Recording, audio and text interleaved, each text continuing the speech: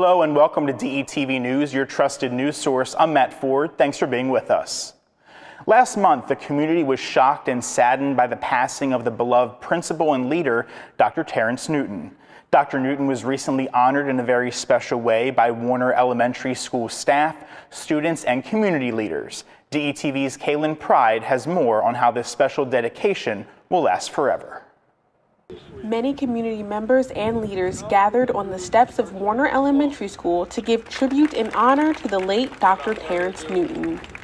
A portion of West 18th Street was renamed after the former beloved principal and is now known as Dr. Terence Newton Way. When we heard of his death, we thought an appropriate gesture by the city would be to name the street in front of his school in his honor, with a sign that reminded the students of Principal Newt each time they walked into the school.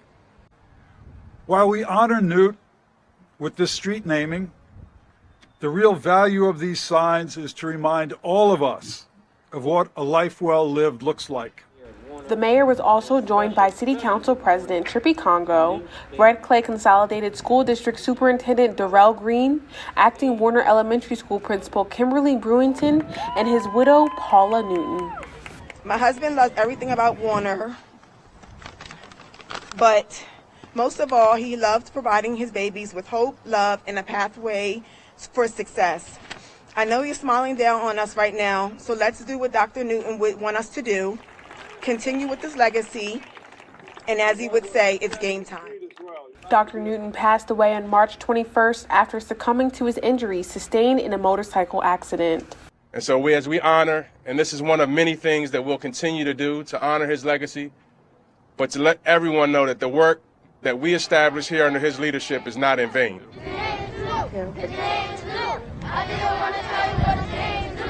In his speech, Trippy Congo says that he hopes there will be a school named after this inspirational community hero. On the now Dr. Terence Newton Way at Warner Elementary School with DETV, I'm Kaylin Pride.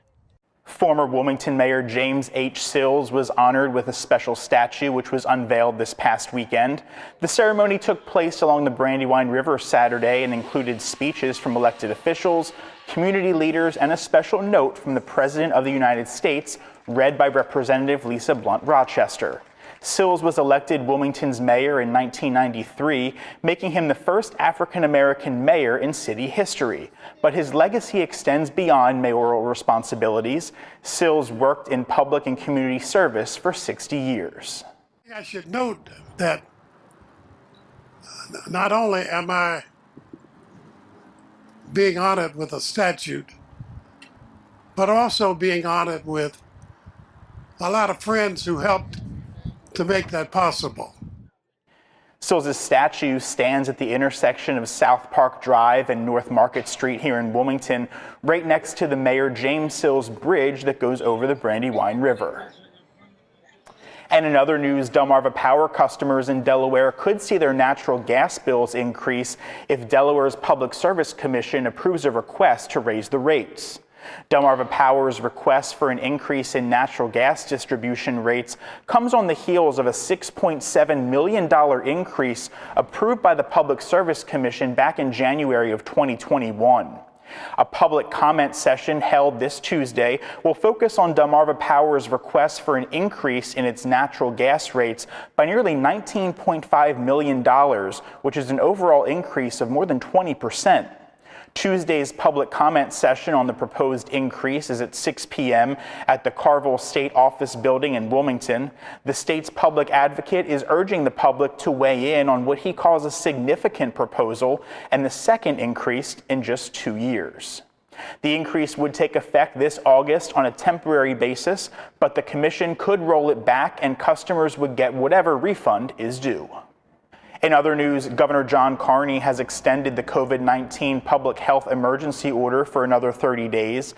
The extension allows the state of Delaware and medical providers to continue COVID-19 and vaccine testing programs.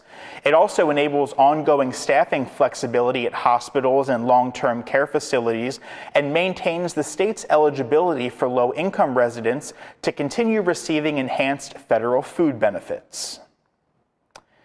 Staying on the COVID front, Beebe Hospital in Lewis is changing its visitation policy as COVID cases start to increase. Beginning last Friday, patients may have one visitor per day from 11 a.m. to 4 p.m. That one visitor may not change throughout the day. Visitors are not allowed for COVID patients or patients who may have COVID except for special circumstances. Additional considerations will be made for labor and delivery, surgery patients, and end-of-life patients. All visitors must continue to wear surgical masks their entire visit. Visitors who do not have a mask with them will have one provided to them. As of this time, there is no word on visitation policy changes at other hospital systems around the first state. And Christiana Care is set to open a pediatric care center this coming September. It will provide 24/7 short-stay inpatient and emergency care. The new center will be located on the first floor of the Center for Women's and Children's Health on Christiana Care's Newark campus. Christiana projects the 24-hour pediatric care center will be able to evaluate and manage 90% of the pediatric cases currently seen in their emergency department. The Pediatric Care Center will also provide care to children and adolescents with behavioral health emergency needs and provide appropriate referral sources for follow-up care. And finally today, Jimmy Allen's Betty James Festival is returning this August. For its second year, the event will be held at Hudson Fields in the singer's hometown of Milton, Delaware. Just like the 2021 iteration, the 2022 Betty James Fest will be headlined by Allen himself, and it's also the final stop on the singer's first ever headlining tour. Allen will once again serve as headliner for the festival, which he established last year in honor of his late grandmother, Betty Sneed, and his late father, James Allen. Now, if you're a local artist, you may want to listen up. 2 additional opening acts will be selected through a social media contest. Details on that can be found on Jimmy's social media platforms in the coming months. A proud Milton native, Allen is consistently vocal about his deep reverence for his family, hometown, and home state of Delaware. Tickets for the festival are on sale now. Well, that'll do it for today's edition of DETV News. Thanks so much for joining us. Be sure to check us out on your favorite social media platform. Have a great day, stay well, and we'll see you next time.